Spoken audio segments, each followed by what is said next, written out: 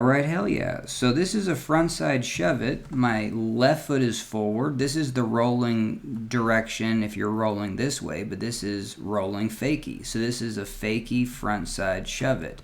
And we're going to compare this to a rafting move where you enter kind of going backwards. The board is going to rotate a 180, but the body doesn't do a varial. And so the body doesn't spin. The right foot is always going to be the right foot after landing, before and after landing. And so I don't get to this until later in the video. So hell yeah. Alright, hell yeah. So I'm fascinated with skateboard terminology. And so we're going to look at that clip right there. Not much of a clip. But hell yeah, this is one of my first surfs ever. This was like 13 years ago. Anyway, so I'm going backwards, and I'm going to call this the fakie position. This is my strong side. I'm a left-sided boater. But if I'm going backwards, just like skateboarding, you're in the fakie position. If I was to jump to this forward, that would be switch. That's what I would call switch. All right, even though you're backwards, because my left foot's forward, my right foot's back, and you could think of my feet like almost angled or pointed towards the opposite side of the boat. All right, hell yeah. So going in, this is going to be a low-sided turn because we are going to be turning that direction, and being on this low side really aggressively drives this tube into the trough. And so this is going to bite, and that back of the boat is going to get carried up into the pile, and this is going to drive down into the trough. And so what I want to compare it to is a front side shove it. So the front side shove it would be my right foot drives for, and like a front side rotation of the body if my toes are facing that direction. And this is the front of the boat. Flatland tricks are if you are rolling forward. And so if I turn my body, in this direction, that would be counterclockwise. My feet that were pointed towards the other side of the boat are now facing kind of downstream. And so that's a front side rotation. We're opening the front of our body up to the, the rolling direction. And the rolling direction being forward rolling. So if you're going fakie, still the terminology is still if you were rolling forward. So we're rolling backwards, but the front side rotation is still in the same direction. So the boat and me is rotating front side. And what I want to show is that this is a great, one of the foundations probably is the shove it, where you don't, in skateboarding, that's just the board rotates and you do not rotate.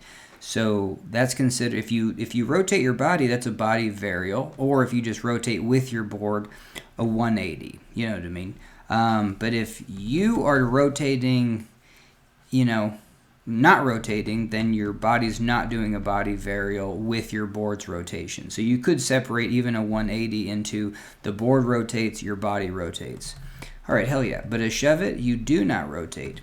And so, but the cool thing about the shove it is like, hey, I'm going to drop in, lay this tube in. I need to jump to the high side. Well, I don't have to focus about rotating. I can just think about keeping my body downstream. Now, this is going to be different than setting this trick up in the forward position. So this is a fakie front side shove it. We're going in fakie, and then I'm going to lay this tube in. I'm going to jump to the high side. Now, this clip doesn't show it because we're just taking old footage, but I definitely want to still be facing downstream. And this would make the high side easier because now I can actually just grab the perimeter line facing downstream, knowing that as the boat rolls back around, and the boat doesn't even surf back into the trough, I'm still facing downstream, and then I'm going to go sit back onto the fakie side. And I think if we look at this trick as like the feet positions of a skateboard trick, where my left foot is forward, my right foot's back. The other way to look at the shove it is my right foot shoves the board, forward. And so we're doing that with the dynamics of the trough. But then hell yeah. But what I want to point out is that we do have a staggered position of our feet. And even when I do jump to the high side, I can maybe kind of intuit or just keep that in mind, that this staggered position, left side forward, right side back, will be maintained throughout this shove it. Kind of, you know what I mean? This high side, you know, right here, is probably doesn't matter where my feet is. But then when I put my feet back into that side, then that would be left foot forward, right foot back. And the cool thing about the shove it, or what I claim to be the shove it, is the shove it would always start, I'm going to classify the shove it as always laying in a low-sided tube. So we're on this tube to start the trick. This is the tube that we're going to start the trick on, and it's the tube that we're going to end the trick on.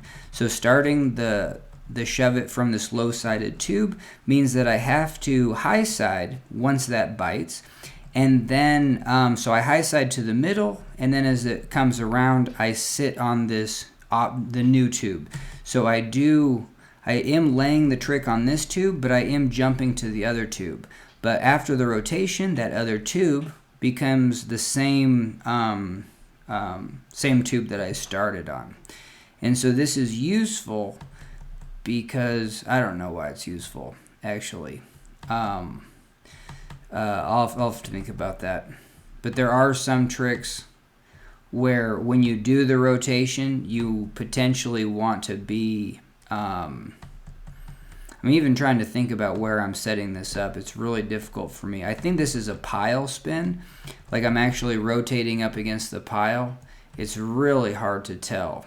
But here's the other thing about potentially this shove it is it's going to work out probably best if it's a vertical trick. So we're laying the boat in more vertical. We're building up that juice, and we're biting, and this works really well if it's like on the pile shoulder interface. So if this is kind of the shoulder of the wave, and then the pile is right there, and this is where I'm doing a vertical spin, laying it in, that means that after this spin, I should more or less be in this position. The other thing about this, because it would be a pile spin shove it, is that the tube that I'm on is on the other side. The pile's over here. I'm on the other side of this.